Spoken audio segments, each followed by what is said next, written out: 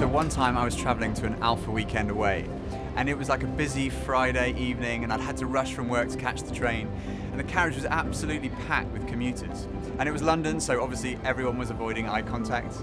And as the train pulled away, you could hear just one person's voice. It was this woman who was talking on her phone.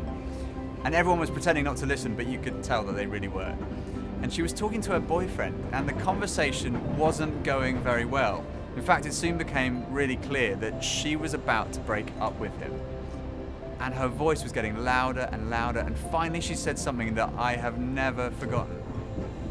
She said, "If you've been living in London for 7 years, and the only person you know is me, that is not my problem." And then she hung up. It was one of the saddest things I've ever heard. Even in a big city with so many people around, you could still be lonely.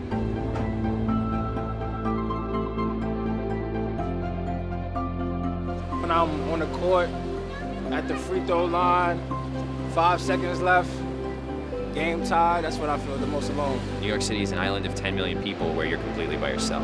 Every day. These are deep questions. I like them. This is making me think. This is good. Sometimes when I'm just under pressure, with business, with work, sometimes you just feel like you're in it alone. When people are not listening. When I feel like I have to fight just to be in the room. At night, when I have my own thoughts to myself. When I am around a group of people and no one sees my side. When I see on Instagram or Facebook that all of the people except me are having a good time. Sometimes when I'm with the most people in a crowd because I feel the least understood. When I'm listening to Drake at 4 a.m. In a crowd of a lot of people. In the presence of people who don't care. Everyone's socializing about stuff, and I'm just like, hey.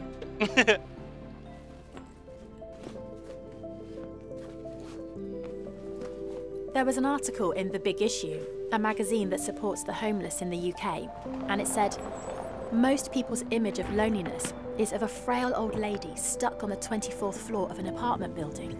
The reality is a fashionably dressed guy trying desperately to make conversation with a girl stood next to him in a bar. Being surrounded by so many people only compounds the feeling of isolation. Mother Teresa said, "The greatest problem in this world is not starvation, it's loneliness." There is this cosmic loneliness, being in God's world without living in a relationship with Him. Someone once described loneliness as a kind of homesickness for God. But the amazing thing is, when we're in a relationship with the Holy Spirit, with Jesus, we're never alone. He's always with us. By way of introduction to the topic of the Holy Spirit, let's look at one verse. In John 15:26, Jesus says, "When the Counselor comes, whom I will send to you from the Father, the Spirit of truth, who goes out from the Father, He will testify about me." Jesus says He will testify about me. The Holy Spirit is not a something, He's a someone. He's not a force, He's a person with all the characteristics of personhood. He has an intellect, he thinks, he speaks, he can act, he can guide people, he can be grieved and saddened. He knows, he desires, he has a will, he chooses. And most important of all, he loves. He loves you. So, the Holy Spirit is a person. But what does he do? Jesus describes him as the Counselor. The Greek word that Jesus uses is parakletos. That literally means the one called alongside. It's sometimes translated the advocate, the one who comes alongside you in a court. Sometimes the encourager, the one who comes alongside you to encourage. Sometimes the comforter, sometimes the helper. But literally, as I say, it means the one called alongside. So it was the word used, for example, when a little ship got in trouble on the Mediterranean Sea, they would send a big ship to draw alongside it, to lead it to the safety of the harbor. That big ship was called the Parakletos. One of the people who explained this to me most clearly was Father Raniero Cantalamessa. He's the preacher to the papal household. He's been the personal preacher to the last 3 popes. I used to be professor, And the doctrines about Jesus were my field of specialization. So I read and wrote a lot about Jesus. But when the Holy Spirit came in a new way in my life, it was in America, in the United States, in New Jersey, then I discovered a new Jesus. It's a Jesus who is alive. It's a person. It's not a personality. It's a person. A person is somebody with whom you can speak, to whom you can speak. And Jesus said, if anyone has thirst, let him come to me. So what we need is thirst of the Holy Spirit, not fear of the Holy Spirit. Not be afraid. It's an act of faith. The Holy Spirit is called Paraclete, which means comforter and advocate. Should we be afraid of our comforter? I read this story about a 24-year-old guy called Alan Anderson who was in a light aircraft. And there were only two people in the plane, this guy Alan Anderson and the pilot. And as they were flying, the pilot suddenly dropped dead from a heart attack. So here was this guy, no flying experience, on his own in this plane. Well, he managed to get out a Mayday emergency call, and a guy called Robert Legg, who was a flying instructor, responded to the Mayday call and caught up with him 2,000 feet above Penarth, near Cardiff in Wales.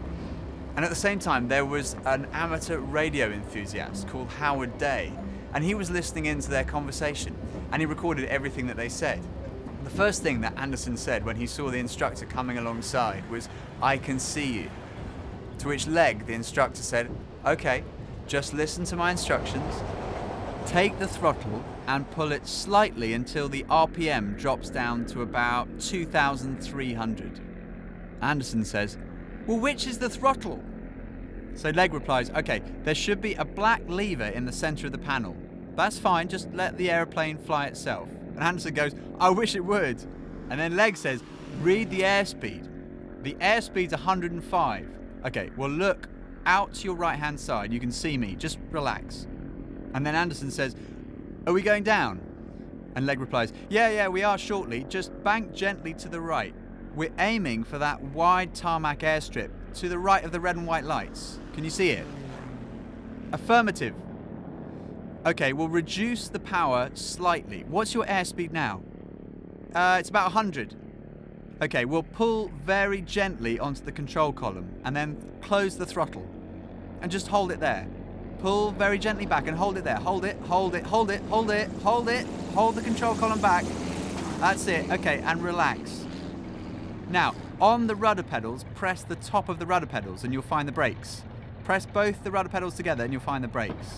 I can't find the brakes! Okay, don't worry, don't worry.